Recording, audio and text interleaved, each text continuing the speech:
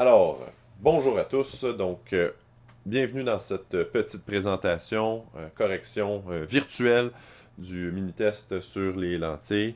Donc, notre objectif aujourd'hui, c'est tout simplement de passer au travers les différents exercices, les 7 exercices du mini-test ensemble, de faire la solution et ensuite, donc, vous puissiez suivre en même temps puis évaluer où est-ce que vous avez peut-être commis des erreurs, où est-ce que ça a bien été, où est-ce que ça a moins bien été.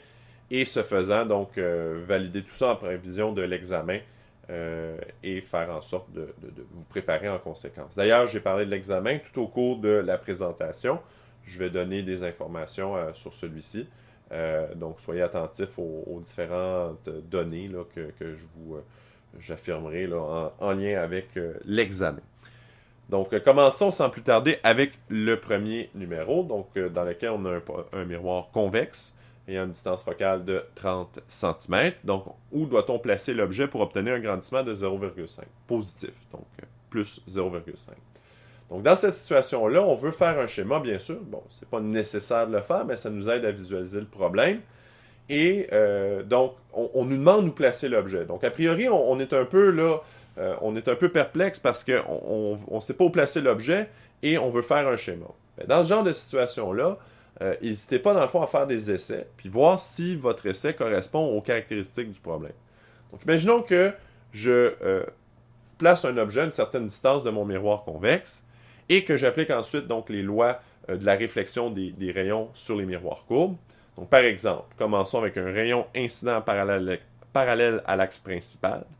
Donc, le rayon réfléchi sera donc au foyer. Évidemment, là, le rayon ne se dirigerait pas vers le foyer, mais plutôt son prolongement, donc partirait de celui-ci. Donc, je vais juste ajouter le sens des rayons pour que ce soit très clair. Donc, voici d'une part le rayon incident, et ça, c'est le rayon réfléchi. Donc, par la suite, deuxième loi, un rayon incident se dirigeant vers le foyer.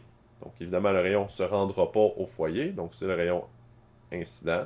Donc, sera réfléchi parallèlement à l'axe principal. Voilà.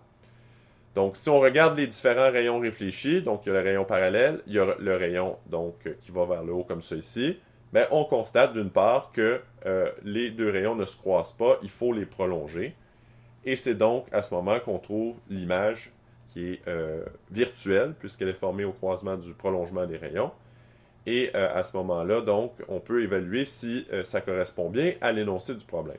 Dans le problème, on nous indique que le grandissement est de 0,5. Ce qui est confirmé ici, évidemment, mon schéma n'est pas à l'échelle, mais je constate que ça aurait de l'allure, là, que mon image est à peu près 2 fois plus petite que mon objet, donc la moitié de l'objet. Et également, j'ai la confirmation du fait que mon grandissement est positif. Dès lors, cela indique, selon la convention des signes, que mon objet et mon image sont dans le même sens. Les deux sont droits, tel que l'indique mon schéma. Dès lors, je suis satisfait du fait que ça corresponde pleinement à l'énoncé. Donc maintenant, on peut, pour arriver à calculer la position de l'objet, donc identifier les données. Donc le grandissement plus 0,5. La distance focale, et c'est peut-être là que certains d'entre vous ont perdu un point. Donc la distance focale ici, elle est négative, moins. Donc 30 cm. Et pourquoi le moins? Ben, ici, on est en présence d'un miroir convexe. Et le miroir convexe, il est divergent. Et en lien avec ça, peut-être que certains pourraient dire que c'est mélangeant, tout ça. Et ça l'est, en effet, parce que quand on parle, par exemple, d'un miroir divergent, c'est un miroir convexe. Si on parle d'une lentille divergente, ben, c'est une lentille avec des surfaces concaves. Bon, s'il y en a que ça mélange et qui voudraient essayer de se donner une façon de travailler dans ces cas-là, pas tant besoin de se souvenir de la forme. Si on sait tracer les rayons, ben, on constate, par exemple, lorsque je regarde la trajectoire, là, telle que je l'ai illustrée ici, de mon rayon, le rayon qui est ici, le rayon incident parallèle à l'axe principal, ben, lorsqu'il a frappé le miroir, ben, il s'éloigne du centre, de l'axe principal. Donc, à ce moment-là, c'est comme ça qu'on peut reconnaître que c'est un miroir divergent. Donc, je n'aurais pas tant besoin de me souvenir que c'est les miroirs convexes qui sont divergents si je suis capable de tracer un rayon puis de voir quel est le comportement du rayon réfléchi et que je comprends que le rayon s'éloigne au lieu de se rapprocher de l'axe principal, mais à ce moment-là, je sais que c'est un rayon qui est divergent. Poursuivons maintenant avec les autres données. Ben, à vrai dire, il n'y en a pas d'autres. Ce que je cherche ici, c'est la position de l'objet. Dans le cas échéant, j'aurais pu donner soit la position par rapport au foyer, donc LO, ou encore la position par rapport au miroir, P. Donc, je vais commencer avec LO ici. Si je voulais calculer LO, je pouvais utiliser la formule le grandissement G est égal à moins LF sur LO. Si je remplace les données, donc mon grandissement plus 0,5, moins LF, donc moins 30, ça fera évidemment plus 30. Et si j'isole là-dedans, selon le principe du produit croisé, pour ceux et celles qui auraient des difficultés avec le produit croisé, 0,5 c'est sur 1. Donc on fait tout simplement 1 fois 30 qui est ici, et on divise ensuite par 0,5. Ça vous donnera donc LO 60 cm. Je suis satisfait de cette réponse. Pourquoi? Parce que LO est positif, et selon la convention des signes, si mon objet est avant mon foyer objet, selon le sens des rayons incidents, le sens des rayons incidents, c'est donc vers la droite comme ça ici. Donc, de gauche à droite, mon objet est bel et bien en avant de mon foyer objet. Je suis satisfait de ma réponse. Je peux valider cette réponse. Également, je pourrais calculer P. Donc, ce n'était pas nécessaire de faire les deux. J'aurais pu calculer un ou l'autre. Donc, si je calcule P, c'est la somme de LO plus LF, donc 60, plus moins 30 cm. Donc, ça veut dire que P ici est égal à 30 cm. Et je suis également satisfait de cette réponse. Pourquoi? Parce que P est positif, ça représente un objet réel, selon la convention des signes. Également, je constate que P est inférieur à LO. Puis si on voit dans le fond, selon mon schéma, la distance entre mon objet et le foyer objet, c'est certain qu'elle sera plus grande que la distance entre l'objet et le miroir qui est ici, qui représente P. Donc, je suis satisfait, évidemment, de cette réponse également. Donc, voilà pour le premier exercice. Deuxième exercice. Cette fois-ci, on parlait donc d'une lentille et on devait faire référence à l'équation du lunetier. Donc, une lentille convergente, indice de réfraction 1,52, une distance focale de plus 12 cm dans l'eau. Donc, l'indice de réfraction, c'est 1,33. Donc, sachant que l'un des rayons de courbure de la lentille est 11 cm, quelle est la valeur de l'autre rayon de courbure? Donc, évidemment, ici, j'ai au départ l'équation du lunetier. Et ce que je peux faire, tout simplement, c'est remplacer directement donc, les différentes données que j'ai. Je n'ai pas pris la peine de les réécrire, mais on saura là, lesquelles dont il est question. Donc, distance focale, positive, 12 cm. Indice de réfraction de la lentille, 1,52. Indice de réfraction du milieu, 1,33, moins 1. Et évidemment, donc, je l'ai mentionné, là, mais je le répète, entre les deux parenthèses, évidemment, c'est un signe de multiplication. Donc, deuxième parenthèse, 1 sur le premier rayon de courbure, 11 cm, plus 1 sur le deuxième rayon de courbure. Donc, c'est ce que je cherchais ici. Et donc, pour la suite des choses, c'était véritablement que de l'algèbre qu'il fallait faire.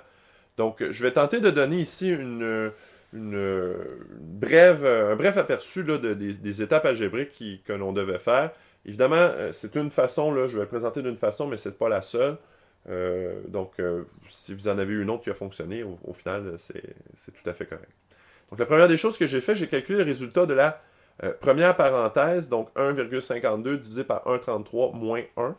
Évidemment, le résultat que je donne ici, 0,1429, c'est un résultat qui est arrondi. Bien sûr, dans la calculatrice, je garde évidemment toutes les décimales.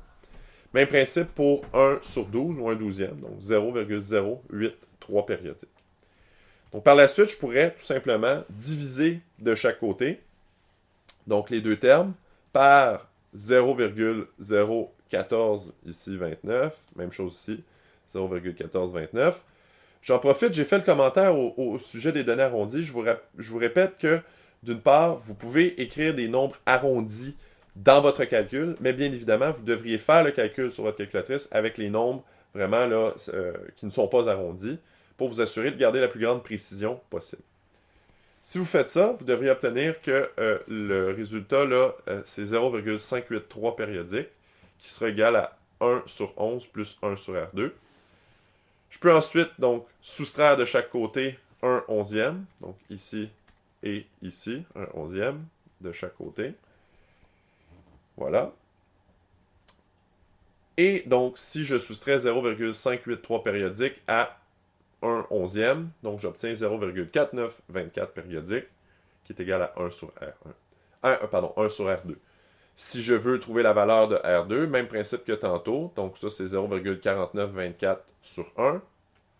Évidemment, je fais le produit croisé, donc 1 fois 1 divisé par 0,4924, et on obtient à ce moment-là que le rayon est de 2,03 cm. Juste pour terminer, donc le problème était terminé, était complet à ce moment-là.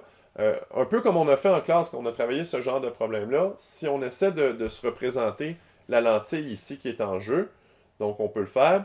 Donc c'est une lentille dont les deux rayons de courbure sont positifs. Ici, j'obtiens un rayon de courbure positif. Donc c'est une lentille biconvexe. Donc les deux rayons étant positifs, c'est deux surfaces convexes. Et si j'essaie de me représenter donc les deux lentilles, à commencer par les deux surfaces de la lentille, à commencer par la première avec un rayon de courbure de 11 cm. Donc ce serait peut-être un premier cercle comme ça ici. Et étant donné que j'ai un deuxième rayon de courbure de 2 cm, donc ce serait un cercle beaucoup plus petit. Et à ce moment-là, à l'intersection de ces deux cercles-là, j'obtiendrai ici ma lentille biconvexe. Et à ce moment-là, on constate que la surface la plus plane, donc la première surface ici, donc c'est le rayon de courbure qui est associé, c'est 11 cm, alors que ma deuxième surface, qui est plus courbée, a un rayon de courbure de 2 cm. Je vous rappelle, c'est important pour l'examen de bien comprendre la relation entre les rayons de courbure et la forme de la lentille. Donc, je le répète, on l'a mentionné en classe, plus un rayon de courbure est grand, plus la surface de la lentille est droite, est plane. À l'inverse, plus un rayon de courbure est petit, plus la surface, elle est courbée. Voilà.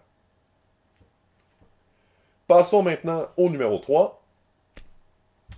Donc, ici, on possède une lentille convergente ayant une distance focale de 35 cm. À quelle distance du foyer devrez-vous placer l'objet pour obtenir une image réelle 3 fois plus grande que l'objet?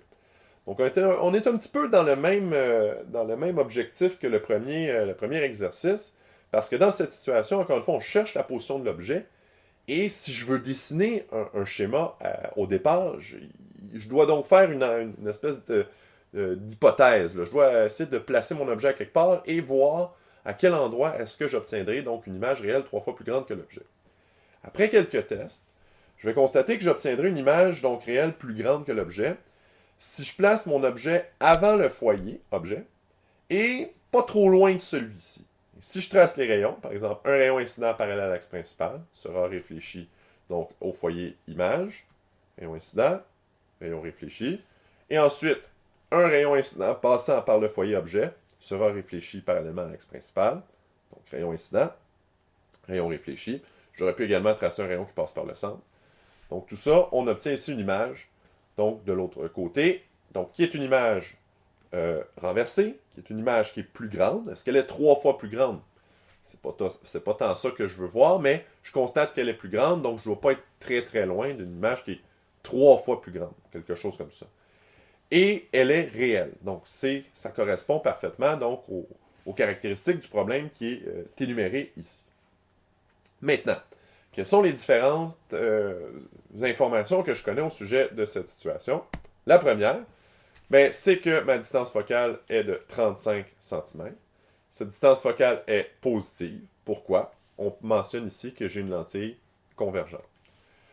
La deuxième information, si vous avez fait une erreur dans cette question-là, c'est peut-être à cet endroit que vous avez commis votre faute. Donc, notre grandissement. Notre image est 3 fois plus grande que l'objet. Mais, et ça, c'était impossible à voir si on ne faisait pas le schéma, on constate en faisant celui-ci que mon objet et mon image sont en sens contraire, l'objet est droit, l'image est renversée, dès lors, notre grandissement, selon la convention des signes, est négatif. Et à ce moment-ci, on doit ajouter le signe négatif dans notre calcul. Maintenant, si je fais le calcul pour calculer LO, je cherche bien LO. Pourquoi? Parce que je cherche la position de l'objet par rapport au foyer objet. Donc, je vais utiliser la même formule qu'au premier exercice. G est égal à moins LF sur LO. Donc, G moins 3 est égal à moins LF, donc moins 35 cm. Et encore une fois, donc si je veux trouver LO, c'est moins 3 sur 1, produit croisé, 1 fois moins 35, moins 35, divisé par moins 3. J'obtiens ici LO, donc 11,6 périodiques ou 67, voilà. Maintenant, cette réponse est positive, et si je veux valider donc celle-ci, ben, je constate que ça fonctionne. Pourquoi? Parce que mon objet se situe avant le foyer objet, selon le sens des rayons incidents, le sens des rayons incidents de gauche vers la droite. Donc, je m'attendais à une réponse positive ici, je l'obtiens, je suis très heureux. Voilà pour le numéro 3. Le numéro 4. Une bougie de 10 cm est placée à 5 cm du foyer d'un miroir concave dont la distance focale est de 20 cm. Sachant que l'image obtenue est virtuelle, trouvez la position de l'image par rapport au miroir ainsi que sa hauteur. Donc dans cette situation-là, encore une fois, on a un objet ici qui est placé à 5 cm du foyer d'un miroir concave. Mais là, on a un dilemme. Est-ce que l'objet est placé à 5 cm avant le foyer ou après le foyer? Et donc, a priori, on ne peut pas savoir si c'est un ou c'est l'autre. Donc, il faudrait faire des tests. Donc, tester, voir si les rayons ici, lorsque mon objet est avant, donnent une image virtuelle, telle que c'est mentionné dans le problème, ou encore c'est après. Et lorsqu'on fait les tests, je vais effacer ici mes annotations, donc on constate qu'il faut que l'objet soit après le foyer, et à ce moment-là, si je trace mes rayons, un rayon incident parallèle à l'axe principal est réfléchi au foyer. Ensuite, un rayon passant par le foyer réfléchi parallèlement à l'axe principal. Donc ici, je vais faire le prolongement de mon rayon incident passe par le foyer. Et le rayon réfléchi parallèle à l'axe principal. Je constate que mes deux rayons ne se croisent pas. Et donc, je dois les prolonger derrière le miroir pour obtenir donc une image qui est bel et bien, dans ce cas-là, virtuelle. Donc, mon dessin correspond exactement à la situation. Je peux, dès lors, entamer les différents calculs en lien avec celui-ci. Donc, la première des choses, on va indiquer nos données. Donc, évidemment, la hauteur de notre objet, donc 10 cm, distance focale, 20 cm, c'est positif. Pourquoi? Ben parce que c'est un miroir concave. Un miroir concave, c'est un miroir convergent. Et d'ailleurs, j'en parlais tantôt, s'il y en a pour qui que ça pose problème, remarquez comment un rayon parallèle, le rayon que j'ai tracé en premier, s'en va vers le foyer, donc s'en va vers l'axe principal. Le rayon parallèle s'en va vers l'axe principal, c'est un miroir convergent. Et la dernière information, encore là, peut-être que c'est là que vous avez perdu votre point, mon LO est négatif. Pourquoi? Parce que selon le sens des rayons incidents, les rayons incidents sont de la gauche vers la droite, mon objet est après le foyer objet, ce qui est indiqué donc dans la convention des signes. Je cherche dans cette situation donc la position de l'image par rapport au miroir, donc c'est le paramètre Q, et la hauteur de celle-ci, c'est HI.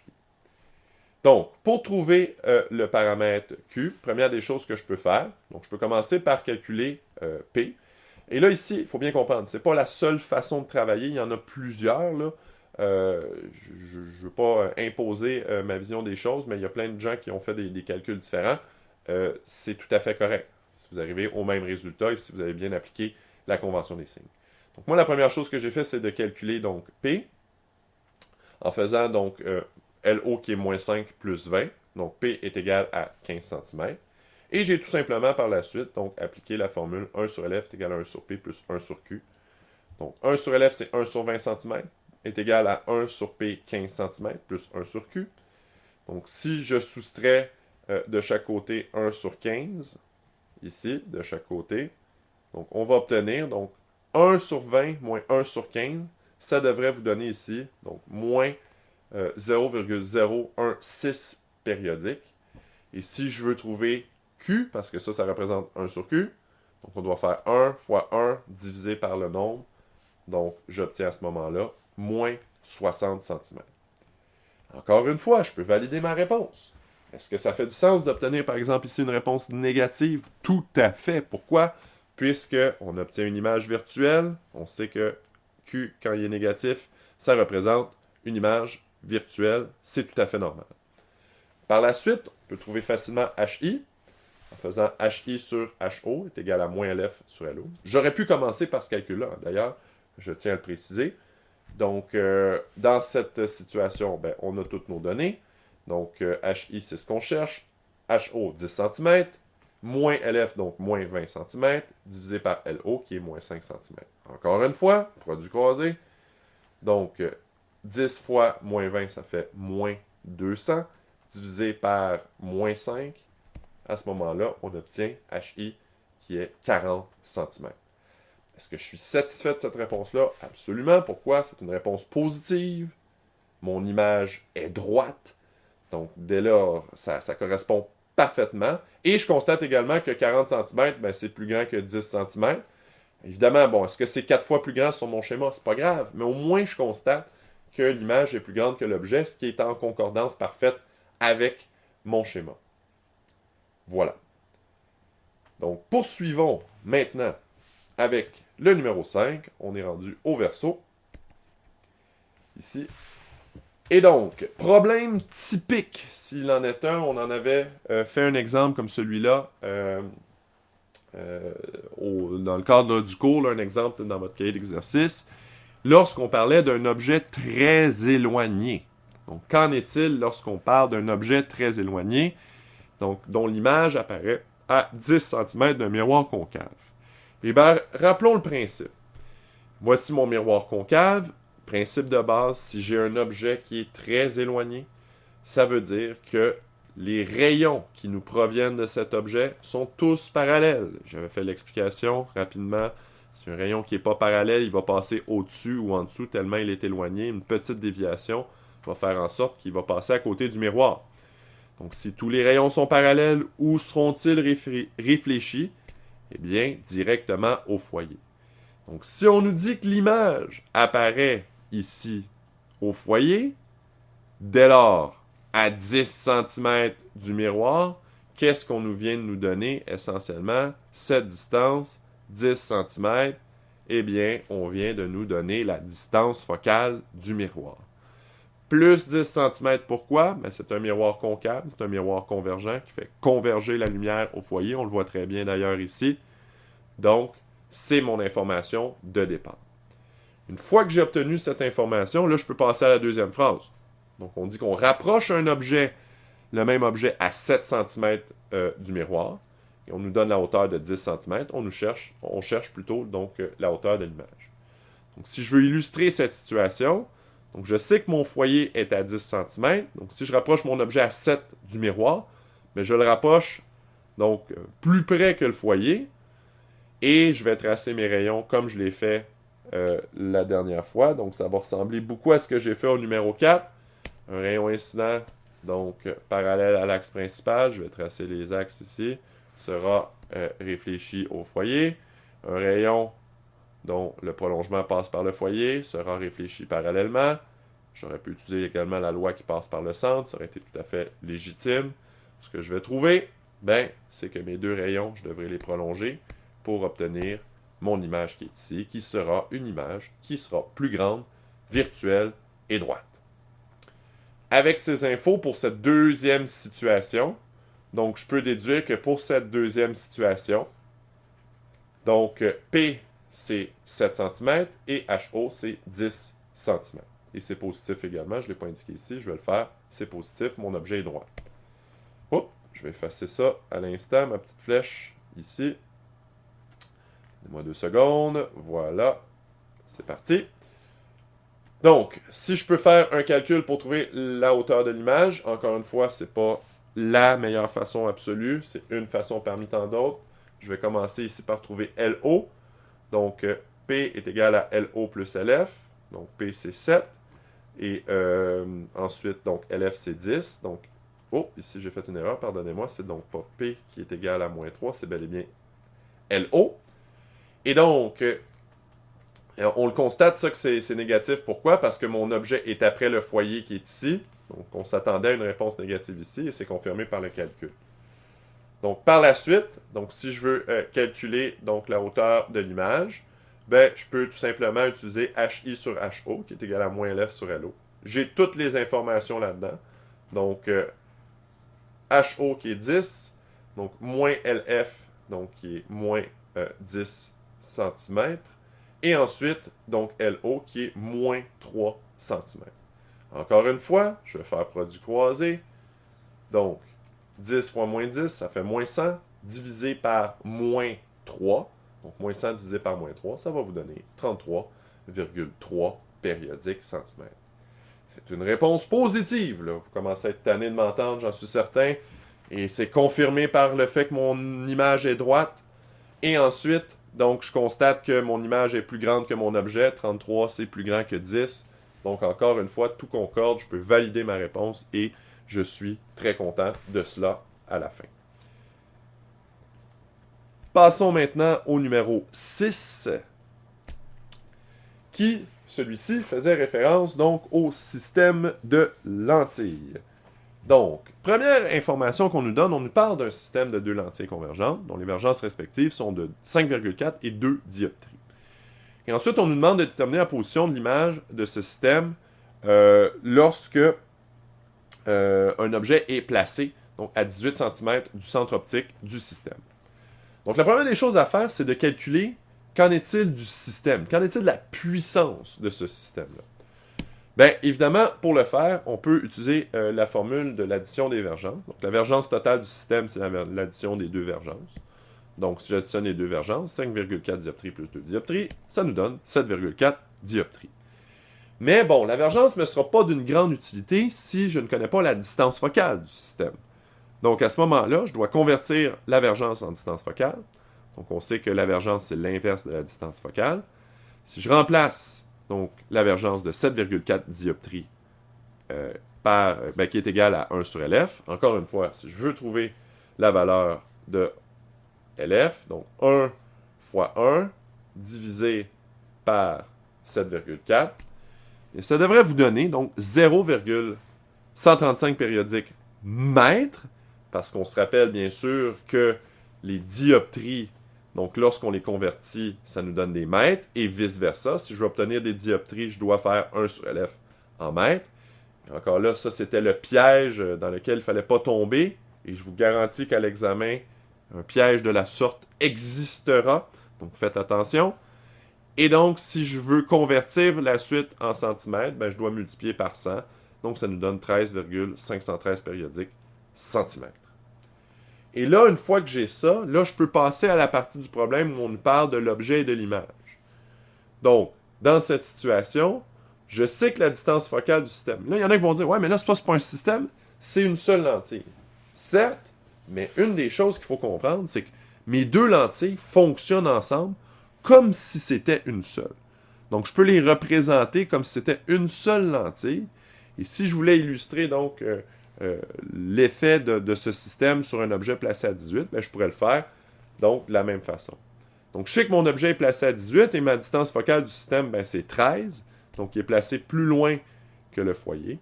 Et je vais tracer les rayons pour avoir une idée de ce qui se passe. Là. Donc, rayon incident parallèle à l'axe principal s'en va au foyer image. Traçons les flèches ici. Voilà. Et ensuite, un rayon incident passant par le foyer objet sera réfléchi parallèlement à l'axe principal. Comme ça ici. J'aurais pu tracer un rayon par le centre également. Et je vois que mon image, donc, elle est réelle, formée par les rayons, renversée et plus grande. D'ailleurs, on cherche la position de l'image par rapport au système. Donc, dans cette situation-là, je cherche Q. Je pourrais aussi là, trouver LI. Donc, c'est vrai que ce n'était pas spécifié là, la position de l'image par rapport au foyer ou par rapport au système. Donc, on aurait pu donner les deux réponses. Là. La position de mon objet, donc par rapport au système, c'est 18. Ben, ce qu'il me reste à faire, tout simplement, c'est d'utiliser la formule 1 sur F est égal à 1 sur P plus 1 sur Q. Remplacer. Donc, 1 sur LF, c'est 1 sur 13,513. 1 sur P, c'est 1 sur 18. Et ensuite, donc, d'isoler, je soustrais de chaque côté moins 1 sur 18, moins 1 sur 18. Et on obtient, j'ai sauté l'étape qui suivait, là, si on faisait ensuite, là, on inversait la réponse, donc 54,22 cm. Donc, si vous faites correctement votre calcul. Également, si vous aviez calculé LI, donc la réponse que ça aurait dû vous donner, là, c'est donc 40,70 cm. Voilà pour ça. Et dernière question pour terminer. Donc, c'était la question du schéma. Donc, on complète le schéma de la situation suivante en traçant l'objet ainsi que deux rayons qui te permettent de le situer. Donc, évidemment, il fallait partir de l'image pour tracer l'objet. Donc, ça veut dire que si je trace mes rayons, je dois les tracer toujours en appliquant la règle à l'envers. Mais avant de faire ça, il fallait que je décode le type de lentille qui était ici. Avec les informations au sujet là, du schéma, je constatais que les deux pointes ici étant inversées, je parle d'une lentille divergente. Donc ça veut dire que du côté de mon objet ici, à gauche, donc c'est le foyer image, et de l'autre côté, à égale distance, donc vous pouviez transposer, donc mesurer là, sur la feuille et transposer de l'autre côté à égale distance, j'avais mon foyer objet. J'applique donc les différentes lois de manière inverse. Commençons par la première, donc un rayon incident parallèle à l'axe principal sera donc réfracté au foyer image. Donc je commence avec la première partie, sera réfracté au foyer image. On constate que le rayon réfracté, son prolongement passe par le foyer image. À quel type de rayon ça correspond? Un rayon incident parallèle à l'axe principal. Je vais y aller avec la deuxième loi également. Un rayon incident passant par le foyer objet sera réfracté parallèlement à l'axe principal. Donc, je pars de l'image, j'applique la deuxième partie, sera réfracté parallèlement à l'axe principal. Voilà, rayon réfracté. Et à quel type de rayon cela correspond? Quel type de rayon incident? Un rayon qui passe par le foyer objet. Donc, voilà ici. Comme ça. Et donc, je constate que à partir de ces deux rayons-là, les deux rayons incidents, ceux-ci se croisent donc ici. Ben, ça correspond au point de départ des rayons incidents, donc ça correspond à la pointe de mon objet. Donc, voilà pour ça. Ça fait le tour des différents éléments du mini-test. J'espère que vous avez été attentifs aux différentes informations que j'ai données. J'ai donné quelques indices au sujet de l'examen qui viendra prochainement. Sachez que dans l'ensemble, vous aurez des questions qui ressembleront à celles que vous avez faites au mini-test. Rappelez-vous toujours qu'il y a des questions de type explication. Donc, c'est-à-dire, je vous parlerai d'un phénomène quelconque, d'une situation quelconque, et vous devrez m'expliquer, me schématiser, parfois même calculer des éléments de réponse. Donc, justifier votre réponse à l'aide de schémas, calculs et phrases, concepts appropriés. Également, une des choses dont on n'a pas abordé, dont on n'a pas parlé dans le mini-test, ce sont les problèmes de la vue. Je parlais des questions d'explication-justification. À l'examen, vous aurez une question d'explication-justification en lien avec les problèmes de la vue. Et je ne me suis pas caché lorsqu'on a abordé ces choses-là. Évidemment, ce sera en lien donc avec une question de type, là, vous jouez à l'optométriste, là, je vous donne des symptômes, je vous donne des infos, il faut déterminer quel est le problème de la vue, il faut expliquer, et tout ça.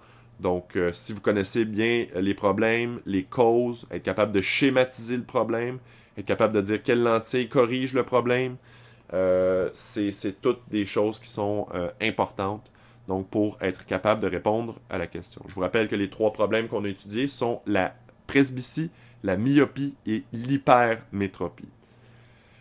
Pour terminer, fidèle à mon habitude, il y aura une question bonus à la fin de l'examen. Donc, cette question bonus portera sur un sujet en lien avec les lentilles.